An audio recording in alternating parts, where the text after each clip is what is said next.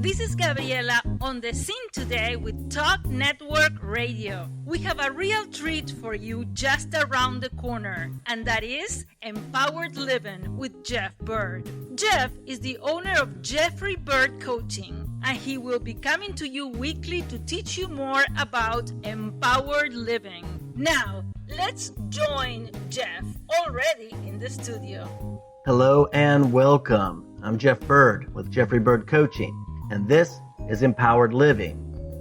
Now, today we have a topic that we're going to address that is going to be really helpful, I hope, to anyone out there who is in a point of some difficulty, especially if you are in the midst of an undertaking that you have expected some great things from, and you're finding it to be met with delay, with difficulty, with not taking off as quickly as you had hoped for, and that is more common than we often talk about. But it's a process that happens to so many. If you're in that situation, you are not alone. I want you to know that, because I'm right there with you too. The subtitle for the session today on understanding the Manna season is how we are prepared for great things. It would be one thing just to be born into abundance, born into significance, born into those things. But when that happens, when those things come easily, there's something missing on the inward development as the person, becoming the person that we're meant to be. We almost get shortchanged by missing some of the process that we often go through in getting where we want to be. So some of you may be familiar with the word manna, that's a biblical reference. If you're not familiar with the word manna, the background on that is most people are familiar with the Ten Commandments, Charlton Heston, and others, and the Exodus from Egypt. But back thousands of years ago, the nation of Israel was enslaved in Egypt. They had gone down to Egypt during a famine, and then they stayed there, and then they grew and they multiplied, and there was a huge number of them, millions of them. But the Egyptians were afraid of them and had made them their slaves. And so through the Exodus, through the crossing the Red Sea and Moses leading them out, they were delivered from this slavery. And they were headed towards what we typically call the Promised Land. It was this beautiful land that God had promised them. And they had a vision for that land. The problem was, between Egypt and between the Promised Land, there was a wilderness. Okay? And this is so true of all of our experiences, really, I think. We get your vision for the Promised Land. We're going to leave where we are. We're going to get to this great place. Boy, it's going to be wonderful when we get there. It's just going to be amazing, and great things are going to happen, and we're going to have abundance and a good time and a good life. And we get to the wilderness, and we're like, oh my goodness, what on earth is going on? This isn't what I bargained for. This isn't what I wanted. What is happening? Boy, nothing's working out. Just everything I thought I had lined up. Sometimes there's a season. I've had one of those seasons recently. I thought I had all these things lined up, and boy, every one of them just fell away for various reasons, legitimate reasons. But I'm like, wow, what is going on? We're in this wilderness season. And now the manna came in because while they were in the wilderness, these children of Israel, they did something that we shouldn't do. And that is, they lost their vision of the Promised Land, and they started looking back to their life in Egypt, even though they were slaves, and they started wanting their life in Egypt again. Thinking, oh boy, how good we had it in Egypt. Those good old days that weren't really so good, they start looking pretty good when you hit the wilderness period. When you got more bills than you do income. When your health is on the decline. When relationships hit the rocks, when there are various difficult things that come to our lives, where we can start looking back and go, wow, why did I ever come out this way? Boy, things just aren't going so great. Right? So it can be really difficult. And so they look back and they started grumbling about this. They lost their vision of where they were going. They lost their focus. And there's a verse that says, where there is no vision, the people perish. They perish. That word perish, it refers to when a woman would remove her hair, restraint and the hair would just blow wildly and without direction in the wind. And so that's what happens when we lose that vision. We're just all over the place. We don't know what to do. We're in many directions. So as they started grumbling, God told Moses, he said, listen, I'm going to do something. I'm going to feed them. And he gave a bread from heaven. And in the morning when they went out, once the dew evaporated, it left behind these little white wafer-like things. They kind of tasted like honey, it said. And they went out and they looked at it and they said, what is it? Well, what is it translates into the word manna. So that's where we get the word manna from. It means what is it? Because they didn't know what it was. But they were able to eat it and be sustained on that. So the manna season is a season when you have just enough to get by. You don't have enough in advance. When they tried to save it up, if they collected more than what they were told to collect for each day, the next day it would be rotten and it would have worms. You can't collect more than enough. The manna season is the season in which you have just enough to get by. Just enough to get by and keep moving forward. There's no abundance. You're in a wilderness. You're not where you wanted to be. And you wonder, wow, is this ever going to change? Is this ever going to change? Have I made a huge mistake?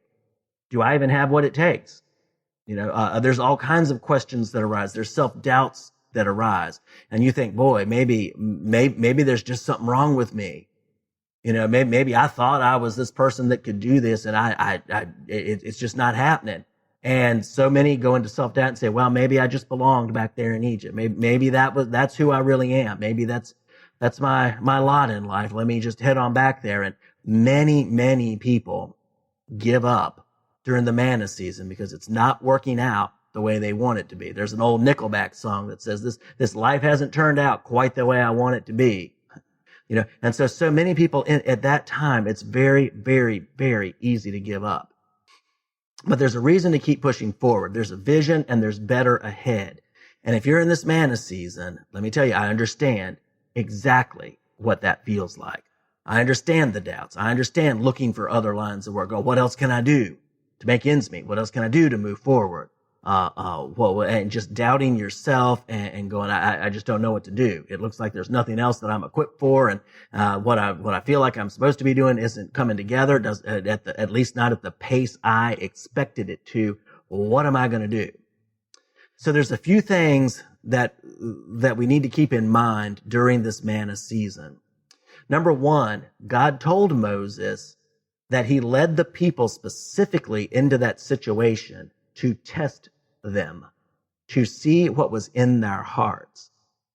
And whether you subscribe to a biblical worldview or whether you don't, this happens for all of us. This is a universal principle that we all are subjected to. It's when we get to the difficulty, what's really going on the inside starts coming out. If we have doubts, they'll come out. If we're bitter, that'll come out. If we're angry, that'll come out.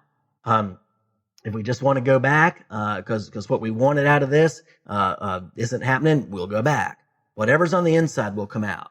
So there's a few things that I'd like to talk about that we learn that can come out. And the first thing that can come out is actually it's a prideful stance. And it says to us, I deserve better than this. I don't deserve this place. This isn't for me. We can come out with a prideful stance. And what we need to learn, and what many of us have learned and are learning, is humility. Now, humility doesn't mean that we just think we're no good. A lot of people really misunderstand that. Another word for humility that's very akin is meek. And I posted about this some time ago, and a good friend of mine wrote back and says, I hate that word. I hate that word meekness. I said, I think it's because you're reading it weak instead of meek. Meekness does not mean weakness. A meek horse is one of those strongest, most powerful horses that there is. They use that word to describe horses, but it's the one who will obey a command and stand in the middle of gunfire and respond to a whisper. It's very responsive. It's strength under control They're not like that hair just blowing all over the place every which way. They've got a vision, and they stay true to the vision, and they put all their strength and resources into that purposeful vision. So humility is the first thing. And humility we need. And humility is basically, in my estimation, a knowledge and acceptance of our need for others and appreciation for God and others and all they bring to our lives. See, but before we have these wilderness experiences where we're at the end of our resources, we might think, hey, yeah, I got this. Yeah, boy, look at me. I'm doing something great here. I got this coming. And if good does come our way, you think, yeah, I deserve that. When we get to the wilderness and we can't care for ourselves, right? We don't have what we need. We need other people. And we often feel, hey, I've got nothing valuable enough to give them. I really kind of need mercy. I need help. I need mercy. I need mercy from God. I need mercy from other people.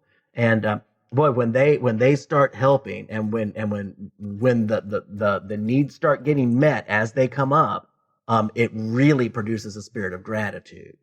Because without humility, we think we deserve all we want, and we look at others based on their ability to fit into our plan. Our focus is all about my plan. What do I want? What's good for me? What makes me happy? And how do other people fit into it? And if they don't fit into it, we just look at them as objects. We're like, okay, yeah, just get them out of the way. We don't really connect. But after humility, we know we need others. And actually, we have some gifts that they need too. And we learn to see them as people who matter, not as objects to be used. We go, wow, folks have helped me. It's that's so incredible. I value them, and I know what it's like now to need help. So when I see others who need help, I'm not just looking at them or brushing them aside. I'm going, wow, that's a person who matters, who has a life story that matters. So the first thing we learn is that we need help. And everybody needs help. So we appreciate it when we get it, and we appreciate others who are in that situation. And it can breed in us a desire to help too, as we get the means to do so. The second thing I think that it teaches us, this is a tough one. Let me tell you, this is a tough one, because a whole lot of people who start out to head somewhere, and they're visionary, and they got this great idea. One of their problems tends to be patience. And patience is learning to wait for what we want while we value what we have.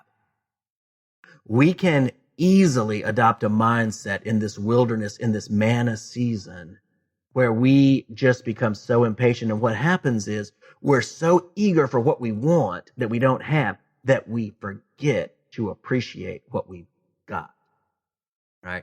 Appreciating what we've got doesn't mean we don't want to move forward, doesn't mean we don't want to improve, doesn't mean we want to get better, but it means we're living in a spirit of gratitude for what we already have and the people who are already around us and those who are helping us as we develop and move forward. Without patience, we're always focused on the next thing we want, and it's very difficult for us to slow down and appreciate what we have. Mindfulness is actually a practice that helps with this, and that's just doing some deep breathing and just getting out of your head, out of yesterday and out of tomorrow. Just dismissing that from your mind and going, okay, what's around me right now? What do I hear? What do I see? What do I smell? What am I sensing? What do I feel? Even maybe what do you taste? And who's around me right now? What all do I have right now, and appreciating it? Often in business, the impatience can really set in because, everybody starts a business to develop, to get better, often to help other people. But in exchange for the help that we're giving, we want something in return too, so that everybody's benefiting, right?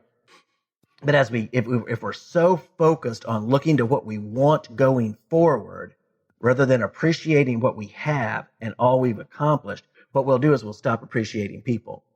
And if you have people who